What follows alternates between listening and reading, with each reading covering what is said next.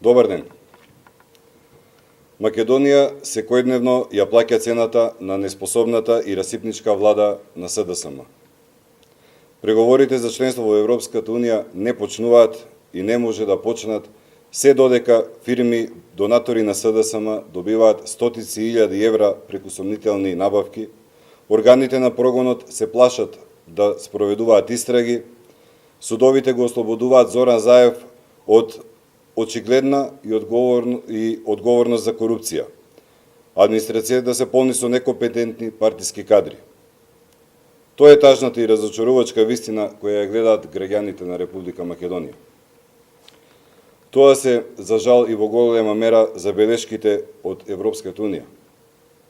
Обидот да се тргува со највисоките национални и државни интереси и да се покрие катастрофата со прифаќањето на капитулантскиот договор со кој што се брише името Република Македонија, завршува со големо национално понижување и уште една загубена година за животот на граѓаните на Република Македонија со власта предводена од Зоран Заев.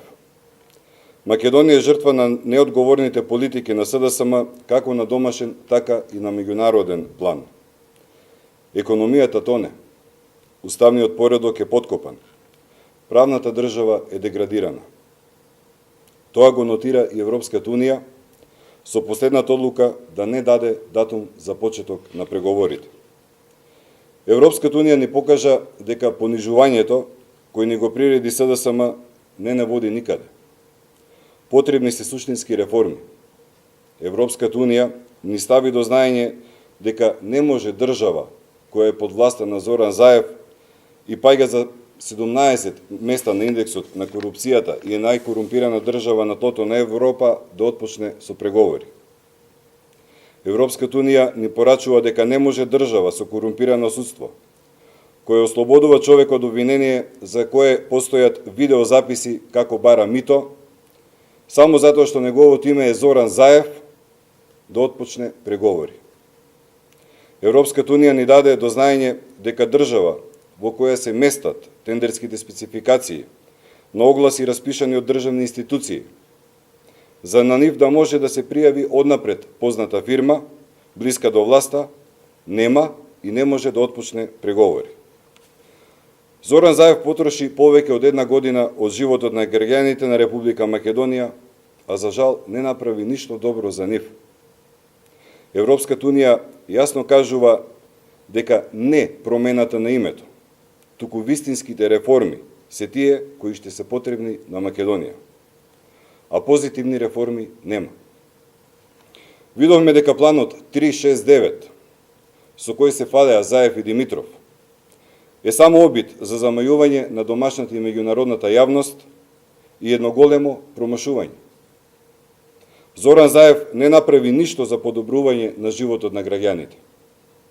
Но затоа, како што некогаш кажуваше, ја свитка кичмата и се согласи за бришење на името Македонија, за промена на уставот со цел промена на уставното име, за промена и широко толкување на идентитетот, за фуснота за македонскиот јазик и редица други отстапувања.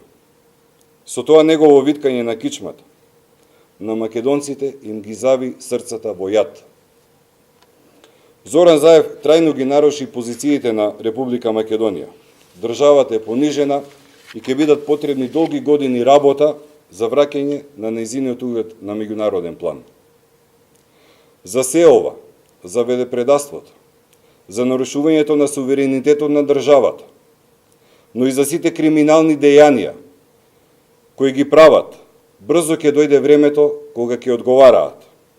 Ќе одговараат и пред судовите, и пред народот во Република Македонија. Зоран Заев и неговите камаради, олицетворени во Радмила Шекеринска, Никола Димитров, Оливер Спасовски и останатите, мора да се заминат. Државата не смее повеќе да тоне. Македонија мора да тргне напред. Македонија ќе победи.